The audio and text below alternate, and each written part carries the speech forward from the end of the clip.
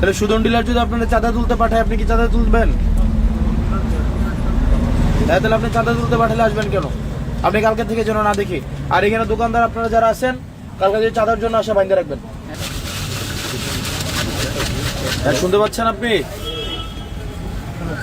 শুনেন, আপনি হচ্ছে ওই ইজারা তুলবেন বাজার থেকে, বাজারের বাইরে চাঁদা তুলতে আসবেন না কালকে থেকে, বুঝছেন? বাজারের বাইরে কোনো চাঁদা তুলতে আসবেন না, কোনো চাঁদাবাজি চলবে না দেবিদ্দার। আপনি শুধুমাত্র বাজারের ইজারা নিচ্ছেন, বাজারটা হচ্ছে শুধুমাত্র কাঁচা বাজার। শুধু কাঁচা বাজারে এদিকে যদি আসেন, মানুষ যদি ধরে আপনাদের পিঠায় পুলিশের হাতে তুলে দেয়, আমাদের কিছু করার নাই, কারণ চাঁদাবাজরা সবাই ধরে পিঠাবে।